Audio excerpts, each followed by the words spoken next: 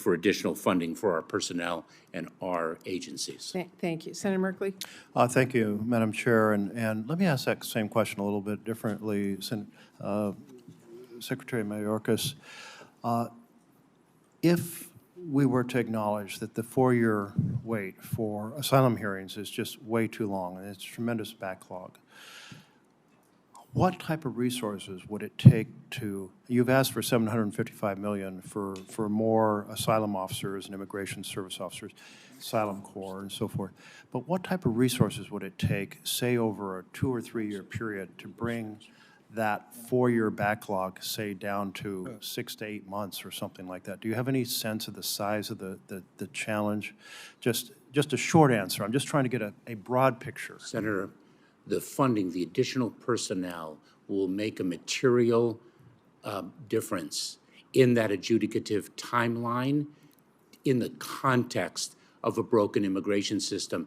We actually issued a regulation, the Asylum Officer Rule, that legally empowered asylum officers to make the ultimate adjudication, which also brought that 4+ year timeline down to under 18 months. So we are very intensely focused on that reparative solution that is so vital to a more functioning immigration system.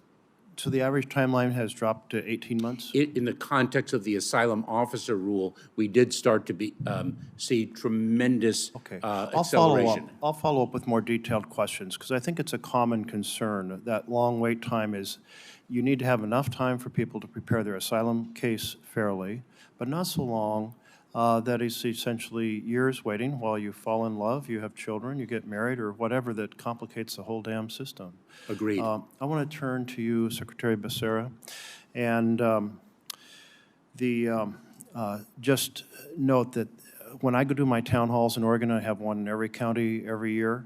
Every single town hall this year, child care comes up. People can't find it, they can't afford it. And that's with the extra help that we have now. But that came to an end at the end of September. How important is it that we act for the child care funds that are in this emergency request? Important enough to say that in your state of Oregon, likely more than 80,000 children will be impacted if we don't get the stabilization funds.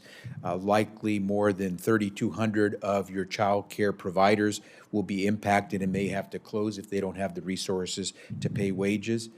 Likely that you would receive for your state somewhere upwards of $150 million to help those child care programs. So I think that's very helpful. Thank you. And I will say that this comes up in the context not just of families who need child care, but also in the businesses that are desperate for employees and know that the major source of potential employees are home providing child care. There's not affordable child care. So it's a win-win for the family and for our businesses that need employees. Is that not the case? Absolutely. Thank you.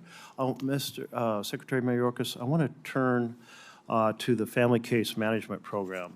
I have a report from the Inspector General on the Family Case Management Program in 2017, and it noted that according to ICE, overall program compliance for all 5 regions, an average of 99% for ICE check-ins and 100% attendance at court hearings. In other words, every family that had a case manager basically turned up for their hearings. Now, my various colleagues have said we have a real concern about the long wait time, that people just disappear and don't show up for their hearings. But 99% at ICE, 100% at court hearings.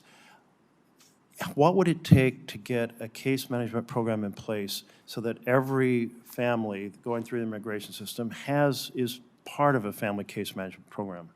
So, Senator, we have that in a pilot form through our Office for Civil Rights and Civil Liberties. I'd be very pleased to follow up with you with respect to what resourcing would be required to expand it far more broadly. Thank you, because I was really struck by the effectiveness of that program, and one of the first things the Trump administration did, they shut down the Family Case Management Program. And I never understood, like, if you're arguing that people disappear, why would you shut down a program that ensures 100% attendance at court hearings? But I've also been frustrated that the Biden administration hasn't restored this program over the last 3 years to cover everyone. So I'd love to see what resources that would take. Finally, I want to turn to the Flores settlement. Anadith Reyes Alvarez, the 8-year-old, died after 8 days in CBP custody. The Flores settlement said no one should be in CBP custody for more than 72 hours. I know that a lot of changes were made following her death in custody. You might recall she had the situation of sickle cell and heart condition, and family made super requests. The little girl pleaded for help, and she died and had a seizure and died.